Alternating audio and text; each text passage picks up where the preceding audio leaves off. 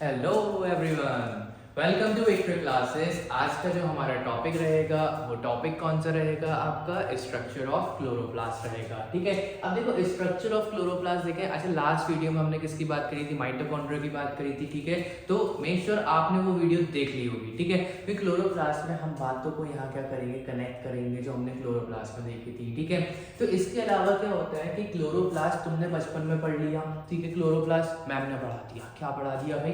Kitchen of the cell. क्या होता है किचन ऑफ द सेल? ठीक है, जो सेल को एनर्जी मिल रही है, सॉरी सेल को जो खाना मिल रहा है, जो फूड मिल रहा है, वो कौन दे रहा है आपको? क्लोरोप्लास्ट दे रहा है। ठीक है, असल में कैसे दे रहा है, क्या चीज़ है उसके अंदर, क्या हो रहा है? ठीक है, तो वो सारी बातें हम इस वीडियो में, इस लेक्चर में करने वाले हैं। ठीक है, तो क्या होता है क्लोरोप्लास्ट की बात करें, सीधी बात किचन ऑफ द सेल। ठीक है, बचपन वाली बात। अगर इस सेल ऑर्गेनल की बात करें, है तो सेल ऑर्गेनल ना। ठीक है, तो सेल ऑर्गेनल कैसा है? Double membrane bound cell organelle है, यानी कि इसके अंदर दो मेम्ब्रेन होंगी, जिस तरह से हमने माइटोकॉन्ड्रिया में देखा था। ठीक है, तो माइटोकॉन्ड्रिया में जो देखा था उसमें क्या देखा था भाई? कि सेल ऑर्गेनल था हमारे पास, जिसमें एक आउटर माइटोकॉन्ड्रियल मेम्ब्रेन था, यानी इनर माइटोकॉन्ड्रियल मेम्ब्रेन था। इसी तरह से क्लोरोप्लास्ट के अंदर होता है। कैसा? क्लोरोप्लास्ट के अंदर मिलता है आपके पास दो मेम्ब्रेन होती है, एक आउटर मेम्ब्रेन और एक इनर मेम्ब्रेन होती है। ठीक है, इसके अलावा बात करें, देखो कैसा है, क्लोरोफिल कंटेनिंग होता है। कैसा होता है बेटा? ये आपको क्लोरोफिल कंटेनिंग आपका क्लोरोप्लास्ट होता है। अच्छा, एक बात समझ में आ रही होगी, अगर आपको यहाँ पे क्लोरोफिल नजर आ रहा है कि क्लोरोफिल प्लांट्स में होता है, बिल्कुल होता है, प्लांट्स में तो होता ही होता है ना। ठीक है, लेकिन एनिमल्स में नहीं होता। क्लोरोफिल किस में नहीं मिलता बेटा? एनिमल्स में नहीं मिलता। तो एक बात पता लगी यहाँ से, क्या बात पता लगी? कि अगर क्लोरोप्लास्ट आपके क्लोरोफिल को कंटेन करता है तो क्या क्लोरोप्लास्ट एनिमल सेल में होगा? नहीं होगा। क्लोरोप्लास्ट एनिमल सेल्स में नहीं होता। क्यों? क्योंकि ये क्या कंटेन कर रहा है अपने अंदर? क्लोरोफिल कंटेन कर रहा है। क्लोरोफिल की बात करें तो क्लोरोफिल कैसा होता है? ग्रीन पिगमेंट होता है। कैसा होता है बेटा? ये ग्रीन पिगमेंट होता है। कौन? आपका क्लोरोफिल। ठीक है, क्लोरोफिल कैसा होता है आपका? ग्रीन पिगमेंट होता है। ग्रीन कलर, जो प्लांट्स में ग्रीन कलर मिल रहा है वो किस वजह से मिल रहा है? इस क्लोरोफिल की वजह से मिल रहा है। क्या सिर्फ सर इसी का, इसका एक यही काम है? ये क्लोरोफिल है जो ग्रीन कलर दे रहा है। ठीक है, सिर्फ इसका यही काम है? नहीं बेटा, इसका एक ये काम नहीं है, इसका एक और काम है। इसका दूसरा काम क्या आ जाता है? वो बड़ा इंटरेस्टिंग है। ठीक है, बचपन में पढ़ते आ गए फोटोसिंथेसिस। फोटोसिंथेसिस, तो वो फोटोसिंथेसिस असल में कौन करा रहा है? वो फोटोसिंथेसिस आपका क्लोरोफिल ही तो कराता है। कौन कराता है बेटा? आपका क्लोरोफिल कराता है। ठीक है, तो ये फोटोसिंथेसिस भी कहाँ हो रही है? आपके क्लोरोफिल के अंदर हो रही है। और क्लोरोफिल कहाँ पर है? क्लोरोप्लास्ट के अंदर है। तो एक बात यहाँ से एक और पता लगी कि फोटोसिंथेसिस कहाँ होता है? क्लोरोप्लास्ट के अंदर होता है। कहाँ होता है बेटा? क्लोरोप्लास्ट के अंदर होता है। ठीक है, फोटोसिंथेसिस में क्या होता है? फोटोसिंथेसिस में तुम लेकर आए कार्बन डाइऑक्साइड, ये लिए प्लांट्स ने, क्या लिए? कार्बन डाइऑक्साइड लिए। रूट से क्या एब्जॉर्ब कर लिया? वाटर एब्जॉर्ब कर लिया। रूट से क्या एब्जॉर्ब कर लिया भाई? वाटर एब्जॉर्ब कर लिया। सन जो अंकल है हमारे पास, उन अंकल से क्या ले ली? सनलाइट ले ली। क्या ले ली भाई उन अंकल से? सनलाइट ले ली।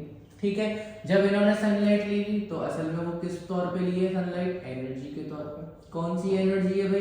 लाइट एनर्जी होगी ऑब्वियसली। कैसी एनर्जी होगी? लाइट एनर्जी होगी। और ये सारे चीजों को मिक्स करा के पूरा एक लंबा सा रिएक्शन करा के, किसके अंदर रिएक्शन कराया भाई इन्होंने? ये जो रिएक्शन कराया, ये रिएक्शन करा दिया इन्होंने पूरा क्लोरोफिल के अंदर। किसके अंदर करा दिया बेटा? क्लोरोफिल के अंदर करा दिया। ठीक है, और जब एक बार ये क्लोरोफिल के अंदर करा दिया गया तो यहाँ पे आपको क्या मिल गया?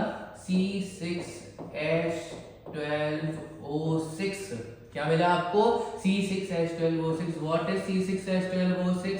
अरे भाई वही ना, जो गर्मी आ रही है, तुमको भी चक्कर आएंगे, तुम ग्लूकोन डी पियोगे। ठीक है, इंस्टेंट एनर्जी मिलेगी। ठीक है, तो वही वाला ग्लूकोज बन गया। ग्लूकोज का फॉर्मूला क्या होता है? C6H12O6। और यहाँ पे क्या निकलता है बेटा? एक बाई प्रोडक्ट निकलता है। बोले तो कौन सा? ऑक्सीजन। क्या निकलता है यहाँ पर? ऑक्सीजन निकलता है।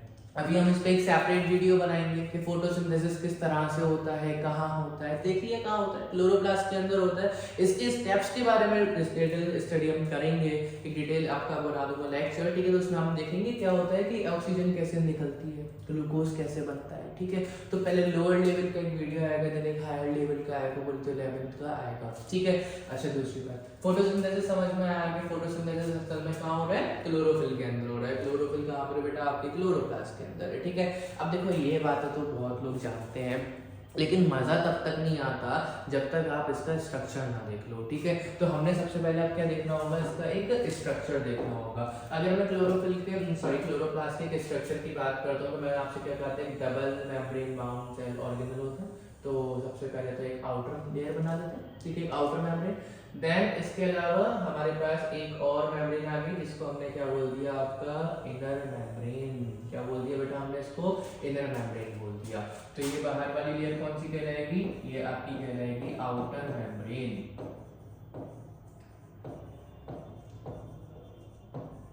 और ये अंदर वाली कौन सी कहलाएगी बेटा, आपकी इनर मेम्ब्रेन।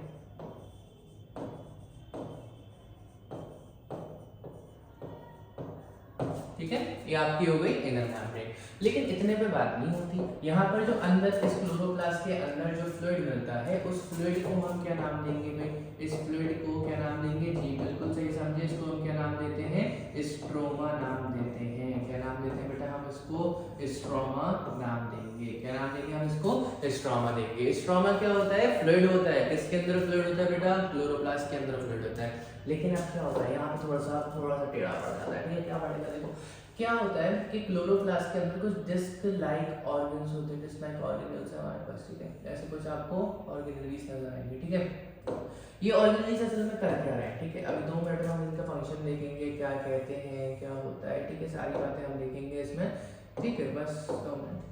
ये जो हमारे पास ऐसे साइक्लाइक स्ट्रक्चर्स बन रहे हैं ना, डिस्क लाइक शेप बन रहा है, इनको हम बोलते हैं थाइलाकॉइड। क्या बोलते हैं बेटा हम इनको, इनको बोलते हैं थाइलाकॉइड। क्या बोलते हैं हम इनको, थाइलाकॉइड बोलते हैं, ठीक है।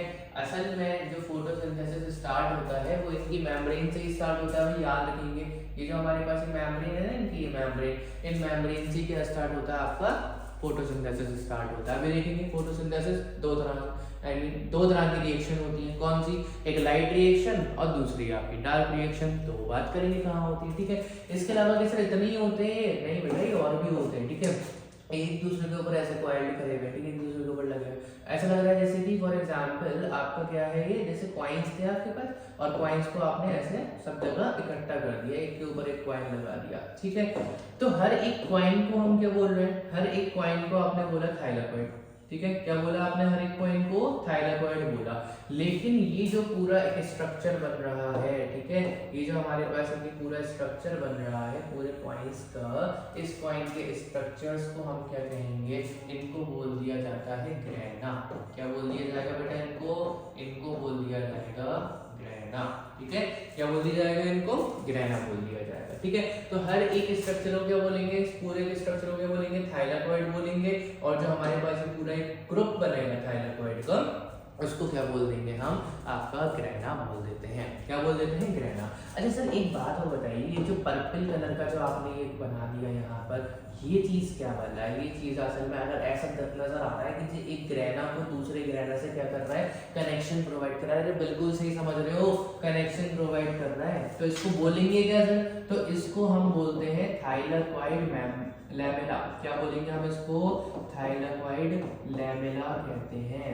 क्या कहते हैं हम इसको, थाइलाकॉइड लैमेला कहते हैं, ठीक है। जो क्या कर रहा है, एक ग्रेना को दूसरे ग्रेना से कनेक्शन प्रोवाइड करा रहा है। कौन करा रहा है, थाइलाकॉइड लैमेला करा रहा है, ठीक है। क्या सर इतना ही होता है, स्ट्रक्चर बहुत हो गया, अपनी पढ़ो। अरे बेटा अभी बहुत है इसमें, ठीक है। क्या नजर आएगा तुमको इसके अंदर, अभी तुम्हें इसके अंदर ग्रेन्यूल्स नजर आएंगे। क्या नजर आएंगे तुम्हें इसके अंदर, अभी ग्रेन्यूल्स नजर आएंगे, ठीक है। ये इस तरह से पूरे उसमें ग्रेन्यूल्स का है, ठीक है। क्या है ग्रेन्यूल्स, क्या बला आ गई सर, ये स्ट्रोमा के अंदर थाइलाकॉइड ग्रेना या थाइलाकॉइड लैमेला कम नहीं थे, क्योंकि ग्रेना आ गई, आई मीन जो ग्रेन्यूल्स आ गए। असल में बेटा ये ग्रेन्यूल्स नहीं है, ये क्या है, ये भी आपके 70S राइबोसोम कहलाते हैं। जी हाँ, जैसे बिल्कुल आपने माइटोकॉन्ड्रिया के अंदर देखा था ना, तो उसी की तरह इसके अंदर भी क्या होते हैं, 70S राइबोसोम होते हैं। कौन सा राइबोसोम दिख रहे हैं, 70S राइबोसोम दिख रहे हैं। क्या कराएंगे सर, ये बिल्कुल सही, क्या कराएंगे, माइंड आपका प्रोटीन सिंथेसिस कराएंगे बेटा। क्या कराएंगे, आपका प्रोटीन सिंथेसिस कराते हैं, ठीक है। क्या कराते हैं, आपका प्रोटीन सिंथेसिस कराएंगे, ठीक है। तो क्या इसको भी जरूरत नहीं पड़ती सर सेल के ऊपर डिपेंड होने की, थोड़ी सी जरूरत पड़ती है, लेकिन ज्यादातर काम ये अपने आप से कर लेता है। सर अगर ये प्रोटीन सिंथेसिस करा रहा है तो आरएनए कहाँ से आ रहा है, और आरएनए अगर आ रहा है तो डीएनए से बन के आएगा, तो यानी कि इसके पास क्या होगा, इसके पास अपना खुद का क्या होता है, एक डीएनए भी मौजूद होता है। क्या मौजूद होता है इसके पास, अपना खुद का डीएनए भी मौजूद होता है। कौन सा डीएनए होगा जी, बिल्कुल वही डबल स्ट्रैंडेड सर्कुलर डीएनए। कौन सा होगा बेटा, डबल स्ट्रैंडेड सर्कुलर डीएनए होता है। कौन सा होता है बेटा, डबल स्ट्रैंडेड सर्कुलर डीएनए। ठीक है, अब देखें जरा, मैंने आपको स्ट्रक्चर बताया, इसका स्ट्रक्चर में क्या बताया कि भाई एक double membrane bound cell organelle था। ठीक है, इसमें आपने क्या देख लिया, एक तो आपने देख ली आउटर मेम्ब्रेन, कौन सी देख ली, आउटर मेम्ब्रेन, और दूसरी कौन सी हो गई, इनर मेम्ब्रेन हो गई। इसके अलावा जो इसके अंदर फ्लूइड है, उस फ्लूइड को हमने क्या नाम दिया, उस फ्लूइड को नाम दे दिया स्ट्रोमा। ठीक है, जो फ्लूइड है, और उस फ्लूइड के अंदर आपको डिस्क लाइक ऑर्गन्स नजर आ रहे हैं, डिस्क लाइक प्लेट्स नजर आ रही है, जिनको क्या बोलेंगे, थाइलेकोइड बोलेंगे। ठीक है, थाइलेकोइड का जो पूरा ग्रुप होता है उसको क्या बोल देते हैं, ग्रेना बोल देते हैं। कुछ थाइलेकोइड अपने आप को इलोंगेट कर लेते हैं, थाइलेकोइड के बोले तो अपने आप को कुछ इलोंगेट कर लेते हैं, तो उनको हम क्या बोल देते हैं, थाइलेकोइड लैमेला कह देते हैं। वो इलोंगेट क्यों कर रहे हैं, ताकि एक ग्रेना का दूसरे ग्रेना से क्या करा सके, कनेक्शन बना सके। ठीक है, और इसके अलावा स्ट्रोमा के अंदर आपको क्या दिख रहे हैं, कुछ छोटे छोटे से ग्रेन्यूल्स नजर आ रहे हैं। असल में ग्रेन्यूल्स क्या है, ये आपके राइबोसोम्स हो जाते हैं। बेटा यहाँ लिखा है, अच्छा ठीक है, क्या लिखा आपने इसको, 70S राइबोसोम होते हैं, जो क्या बना रहे हैं बेटा, आपके अंदर प्रोटीन सिंथेसिस करा रहे हैं। क्या करा रहे हैं, प्रोटीन सिंथेसिस कराते हैं। ठीक है, इसके अलावा इनके पास अपना खुद का क्या होता है, डीएनए होता है। इनका अपना खुद का क्या होता है, डीएनए होता है। ठीक है, अब जैसे मैंने लास्ट लेक्चर में बात करी थी कि जो माइटोकॉन्ड्रिया होता है, उस माइटोकॉन्ड्रिया के अंदर भी अपना खुद का डीएनए था। ठीक है, उसके अपने खुद के राइबोसोम थे, तो उसको हमने क्या बोला, सेमी ऑटोनॉमिक सेल ऑर्गेनल बोला, क्योंकि आधे सब का फंक्शन जो अपने आप ही कर रहा है, वो सेल पे इतना ज्यादा डिपेंड नहीं है। अब सर इसके पास भी तो यही चीज है, इसके पास भी डीएनए आ रहा है, इसके पास भी 70S राइबोसोम आ रहा है, तो क्या यहाँ पे भी ये सेल अपने आप पे डिपेंड है? जी हाँ, बिल्कुल ही अपने आप पे डिपेंड है। ठीक है, ये आधा काम अपने आप से खुद कर लेता है। ठीक है, तो इसको भी हम क्या कह देते हैं, आपका जो सेल ऑर्गेनल क्लोरोप्लास्ट है, जो प्लांट्स के अंदर मिलता है, उसको भी हम क्या कह देते हैं, सेमी ऑटोनॉमिक सेल ऑर्गेनल कह देते हैं। क्या कह देते हैं हम इनको, सेमी ऑटोनॉमिक सेल ऑर्गेनल। ठीक है, क्या कह देंगे हम इसको, सेमी ऑटोनॉमिक सेल ऑर्गेनल का नाम इसको दे देते हैं। तो आपको दो सेल ऑर्गेनल ऐसे नजर आए जो अपना आधा फंक्शन खुद से कर रहे हैं, सेल पे इतना ज्यादा डिपेंड नहीं है। तो भाई कौन कौन से हुए, एक आपका माइटोकॉन्ड्रिया हुआ, और दूसरा यही आपके सामने जो बन रहा है भाई, कौन सा, क्लोरोप्लास्ट हो गया। ठीक है, तो अब देखो क्लोरोप्लास्ट का इतना ही हमारे लिए काफी होता है as a lower level student. ठीक है, तो उसके लिए इतना ही काफी होता है। बट अगर मैं बात करूं, दोबारा से एक रिकॉल आपको कर देता हूं क्लोरोप्लास्ट के बारे में। मैंने क्या बताया था, क्लोरोप्लास्ट एक double membrane bound cell organelle था, जो आपने देख लिया। ठीक है, एक आउटर मेम्ब्रेन, दूसरी इनर मेम्ब्रेन। ठीक है, इसको क्या बोलते हैं, सेमी ऑटोनॉमिक सेल ऑर्गेनल कहते हैं, या फिर हम इसको एक किचन ऑफ द सेल के नाम से भी जानते हैं। किस नाम से जानते हैं, kitchen of the cell. Mitochondria को क्या बोला था, power house of the cell, इसको क्या बोला, kitchen of the cell. Kitchen of the cell क्यों, क्योंकि फूड बना रहा है। फूड कौन बना रहा है, सेल में एक प्रोसेस हो रहा है इसके अंदर। कौन सा प्रोसेस हो रहा है आपका प्रोसेस हो रहा है इसके अंदर, फोटोसिंथेसिस। कौन सा हो रहा है, फोटोसिंथेसिस, जो यहाँ पे क्या बना के दे रहा है आपको, फूड बना के दे रहा है। कौन सा फूड बना के दे रहा है आपको, ग्लूकोज बना कर दे रहा है। क्या बना के दे रहा है आपको, ग्लूकोज। अच्छा, मैंने आपसे एक बात करी थी कि फोटोसिंथेसिस असल में दो रिएक्शंस में होता है। कौन कौन सी रिएक्शंस होती हैं, एक तो लाइट रिएक्शन होती है और दूसरी डार्क रिएक्शन होती है। तो लाइट रिएक्शन और डार्क रिएक्शन कहाँ हो रही है, इस क्लोरोप्लास्ट के अंदर। तो अब जरा उसकी बात कर लेते हैं जरा। ठीक है, लाइट रिएक्शन और डार्क रिएक्शन कहाँ होती है, लेकिन सबसे पहले हम देखते हैं कि जो फोटोसिंथेसिस होता है आपका, ठीक है, जो आपका फोटोसिंथेसिस होता है, इस फोटोसिंथेसिस को हम दो रिएक्शन में परफॉर्म कराते हैं। कौन कौन सी रिएक्शंस में कराएंगे बेटा, सबसे पहला हम कराएंगे इसके अंदर एक लाइट रिएक्शन। सबसे पहली कौन सी होती है बेटा, एक तो लाइट रिएक्शन होती है। अच्छा, RXN जो जस्ट एक रिएक्शन है, शॉर्ट फॉर्म हो जाती है। ठीक है, और दूसरी हमारे पास कौन सी आ जाती है इसके अंदर, डार्क रिएक्शन आ जाती है। कौन सी आ जाती है बेटा, डार्क रिएक्शन। ये साइड में मैं एक क्लोरोप्लास्ट का स्ट्रक्चर बनाता हूँ, चलिए मैं आपको पीछे दिखा देता हूँ। फॉर एग्जाम्पल ये आपका क्या था, थाइलेकोइड्स थे। तो जो थाइलेकोइड की जो मेम्ब्रेन होती है, ठीक है, जो थाइलेकोइड की मेम्ब्रेन होती है, इन मेम्ब्रेन्स में क्या होता है आपका, लाइट रिएक्शन होता है। ठीक है, लाइट रिएक्शन कहाँ पर होगा आपका, थाइलेकोइड की मेम्ब्रेन में। ठीक है, कहाँ पर होता है ये, थाइलेकोइड की मेम्ब्रेन, थाइलेकोइड मेम्ब्रेन में होगा। ठीक है, लाइट रिएक्शन कहाँ पर होगा बेटा आपका, थाइलाकॉइड मेम्ब्रेन में होगा। इतनी बात क्लियर। अच्छा, दूसरी डार्क रिएक्शन की बात करें तो डार्क रिएक्शन आपका कहाँ पर होता है? डार्क रिएक्शन देखा जाता है आपके स्ट्रोमा में। कहाँ देखा जाता है? स्ट्रोमा में देखा जाएगा। जी बिल्कुल सही। स्ट्रोमा क्या है आपका? एक फ्लूइड है। स्ट्रोमा क्या है? फ्लूइड। किसके अंदर का फ्लूइड है? ये क्लोरोप्लास्ट के अंदर का फ्लूइड है। सर याद कैसे करें इसको? बड़ी दिक्कत आ रही है। लाइट रिएक्शन का हो रहा है, डार्क रिएक्शन का हो रहा है, बड़ी दिक्कत हो जाती है। कभी लिख के आ जाते हैं, जिसको पता है कि लाइट रिएक्शन स्ट्रोमा में लिख के आ गए और डार्क रिएक्शन को थाइलाकॉइड में लिख के आ गए, तो चिंता नहीं, उसकी भी एक छोटी सी ट्रिक है हमारे पास। ट्रिक है, ट्रिक को जरा समझें। ठीक है, ट्रिक हमारे पास क्या कहती है कि जैसे अगर आप देखें लाइट वर्ड जो हो रहा है वो किससे स्टार्ट हो रहा है? एल से हो रहा है, और थाइलाकॉइड के अंदर भी क्या आ रहा है बेटा? एल आ रहा है। तो बेटा एल से याद कर लो, लाइट रिएक्शन एल से स्टार्ट हो रहा है, थाइलाकॉइड के अंदर क्या आ रहा है? एल आ रहा है। तो वो क्या है असल में? लाइट रिएक्शन थाइलाकॉइड मेम्ब्रेन के अंदर हो रही है। अब दूसरा डार्क रिएक्शन के अंदर देखो बेटा, डार्क आर आ रहा है। क्या आता है बेटा इसके अंदर? आर। ठीक है, और स्ट्रोमा के अंदर भी क्या आ रहा है? आर आ रहा है। जिसका मतलब क्या हुआ कि डार्क रिएक्शन कहाँ हो रहा है बेटा? आपके स्ट्रोमा में हो रहा है। सर ये डार्क रिएक्शन लाइट रिएक्शन क्या है? क्या ऐसा है कि लाइट रिएक्शन दिन में हो रही है, डार्क रिएक्शन रात में हो रही है? तो मैं बता दूं, आपकी जो फोटोसिंथेसिस होती है रात में होती नहीं। क्यों नहीं होती? क्योंकि उस टाइम पर आपका सनलाइट नहीं है। सनलाइट नहीं होगी तो एक रिक्वायरमेंट खत्म हो गई। फोटोसिंथेसिस कराने के लिए 4 रिक्वायरमेंट। कौन कौन सी? सबसे पहले आपकी कार्बन डाइऑक्साइड होनी चाहिए, वाटर होना चाहिए, सनलाइट होनी चाहिए, क्लोरोफिल होनी चाहिए।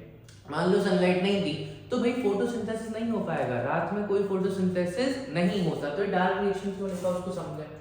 ये जो लाइट रिएक्शन है असल में लाइट रिएक्शन कहती है कि जैसे ही लाइट आकर फॉल हुई क्लोरोफिल के ऊपर, जैसे ही लाइट आकर फॉल होगी तो उस टाइम पर ऑक्सीजन निकलती है। ठीक है, और वाटर का ब्रेक डाउन होता है इन हाइड्रोजन एंड ऑक्सीजन। जो ऑक्सीजन निकली वो बाहर निकल चली गई। तो वो चीज किसके प्रेजेंस में हुई? सनलाइट की प्रेजेंस में हुई। वो जो रिएक्शन हुई वो किसकी प्रेजेंस में हुई? सनलाइट की प्रेजेंस में हुई। इसीलिए हमने इसको बोल दिया लाइट रिएक्शन। बाकी की रिएक्शन में कोई भी सनलाइट की जरूरत नहीं पड़ती है, तो उसका अपोजिट नाम रख दिया डार्क रिएक्शन। बच्चों को बड़ी कंफ्यूजन रहती है कि सर डार्क रिएक्शन जो होती है रात में होती है, तो रात में नहीं हो रही है। ये कहाँ हो रही है? लाइट की एब्सेंस में हो रही है, तो इसको लाइट की जरूरत नहीं है, तो इसलिए हम इसको बोल देते हैं डार्क रिएक्शन। ये लाइट डिपेंडेंट है। कैसी है बेटा? ये लाइट डिपेंडेंट है, ये लाइट इंडिपेंडेंट है। ठीक है, तो इसलिए क्या बोल दिया उसको हमने? लाइट रिएक्शन, और इसको बोल दिया उसका अपोजिट डार्क रिएक्शन। ठीक है, होपफुली आपको ये लेक्चर बहुत ज़्यादा पसंद आया होगा। तो बेटा लाइक करिएगा, शेयर करिए अपने फ्रेंड्स के साथ, और हमारे चैनल विक्टर क्लासेस को सब्सक्राइब करिए। Thank you so much.